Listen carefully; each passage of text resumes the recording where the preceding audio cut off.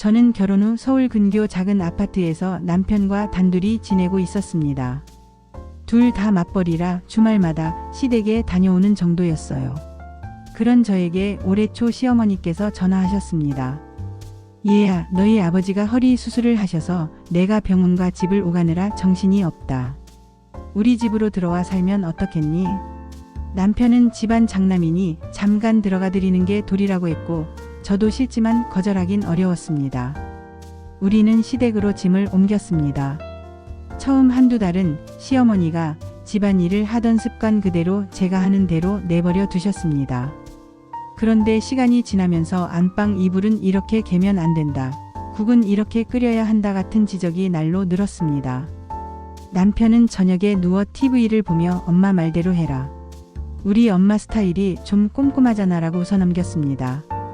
시동생의 존재도 제게 부담이었습니다.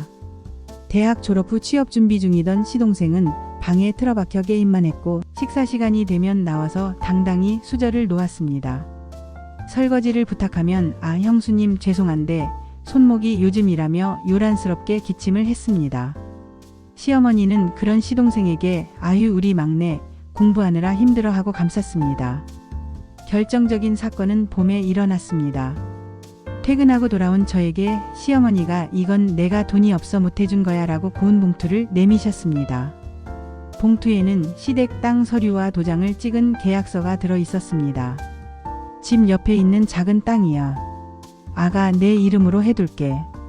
남편이 너를 얼마나 사랑하는지 보여주고 싶어서라고 하셨습니다.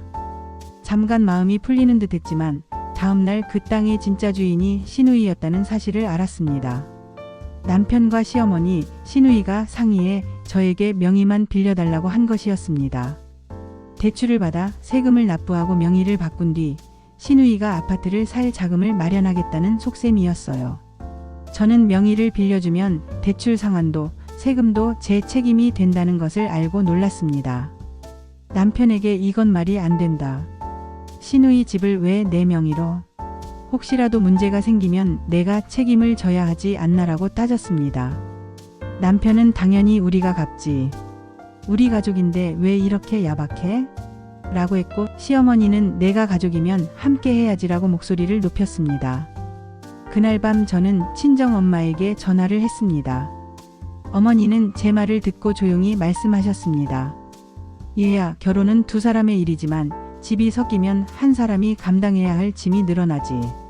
너 자신을 잃지 않으려면 내가 먼저 단호해져야 한다. 어머니의 말에 용기가 났습니다. 저는 남편과 단둘이 대화를 제안했습니다. 처음엔 남편이 회피했지만 결국 앉았습니다. 당신도 알고 있잖아. 지금은 우리가 벌어서 우리의 미래를 준비할 시간이지 시누이 집을 살 돈을 마련해 줄 때가 아니야. 엄마 아빠도 평생 당신을 위해 희생하셨는데 우리도 둘만의 공간에서 시작해야 해. 당신은 나와 함께 살겠다는 약속을 했어. 앞으로 우리 둘의 가정을 지키는 사람이 되어줘. 남편은 처음엔 못 믿겠다는 표정이었지만 제가 준비해온 자료와 은행 상담 기록을 보여주자 표정이 바뀌었습니다. 미안해. 이렇게 큰일인 줄 몰랐어. 내 동생 일이라 도와준다고만 생각했지 내가 이렇게 부담을 안게 되는 줄은 몰랐어라고 했습니다. 우리는 다음날 아침 가족회의를 열었습니다. 남편은 어머니와 시누이에게 아내 이름으로 땅을 넘기는 일은 하지 않겠다. 우리가 아파트를 장만하려면 우리가 저축해서 해야 한다라고 말했습니다. 시어머니는 한동안 말을 잇지 못하다가 우리 아들이 이렇게 커졌네라며 웃어 넘기려 했습니다. 하지만 저는 단호했습니다. 저는 더 이상 대출을 떠안고 싶지 않습니다. 그리고 이제 곧 독립할 계획입니다. 라고 말했습니다. 이후 남편과 저는 짐을 정리해 다시 작은 임대 아파트로 이사했습니다. 시댁에 들어간 지 5개월 만이었고 이사하는 날 아침 시어머니가 나 때문에 마음고생 많았다. 미안하다는 문자를 보내셨습니다. 시동생도 나중에 취업을 하면서 형수님, 그때 정말 죄송했어요. 이제 제 밥은 제가 차릴게요라며 사과했습니다. 그동안 마음 한켠에 남았던 무거운 짐이 조금은 사라졌습니다.